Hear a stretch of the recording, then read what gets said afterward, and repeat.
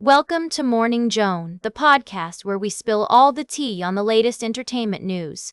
We've got a lot to dive into, but first up, let's talk about Emerald Fennell's highly anticipated adaptation of Emily Bronte's classic novel, Wuthering Heights. Now, I know some of you might be thinking, another adaptation? But trust me, this one's been making waves, and not all of them are good. The film has been criticized for its casting choices, particularly the decision to cast Jacob Elordi as Heathcliff, a character who is often interpreted as being of mixed or darker skin tone in the novel. And it's not just the casting that's raised eyebrows. The film's approach to race and representation has been called into question. But beyond the controversy, the real question is, does the movie deliver? Unfortunately, it seems like Fennell's vision for Wuthering Heights might be more style than substance. The film's been described as a passionate but incoherent collage of teenage lust and rebellion, which doesn't exactly scream must-see to me.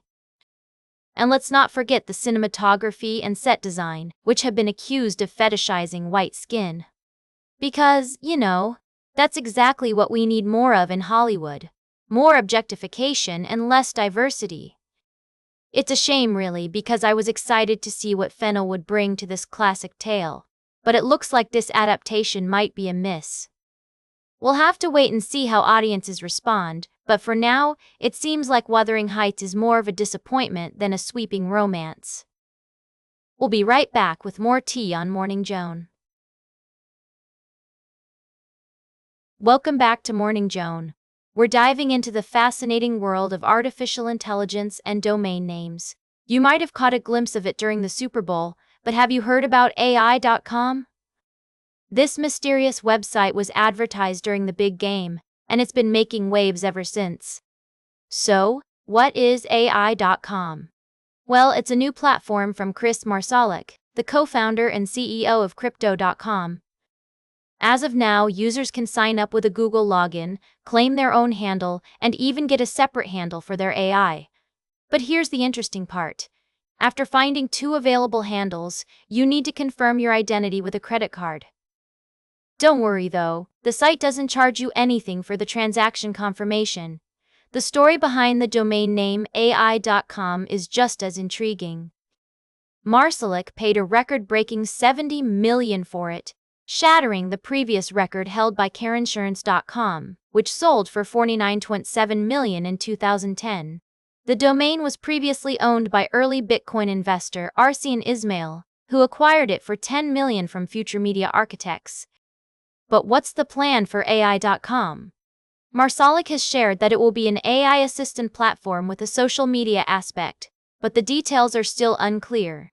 One thing is certain though, the website went down immediately after the Super Bowl commercial aired due to an influx of traffic. It seems like people are eager to get their hands on those coveted handles.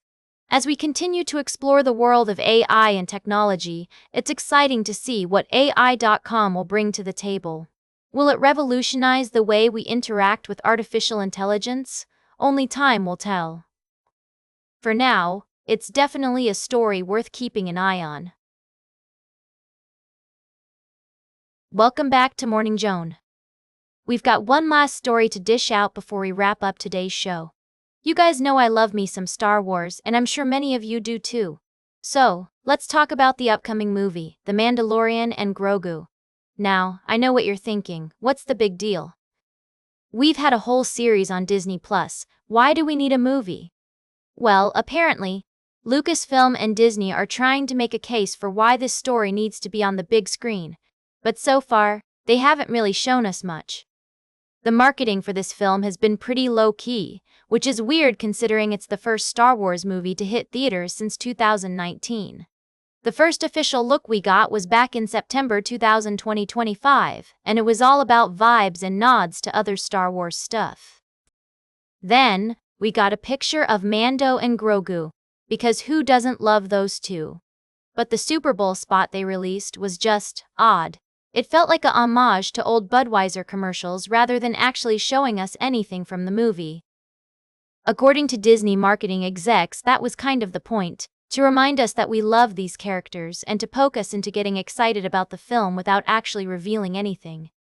They say Grogu is more than just a character, he's a pop culture phenomenon, and that's true. But is that enough to get people to go to the box office? I'm not so sure. I mean, we've been trained to think of The Mandalorian as a TV show, not a movie. So, can they really make a case for why this story needs to be on the big screen? We'll have to wait and see when the movie hits theaters on May 22. That's all for today's Morning Joan. Remember to like, share, and subscribe, and until next time, stay fabulous.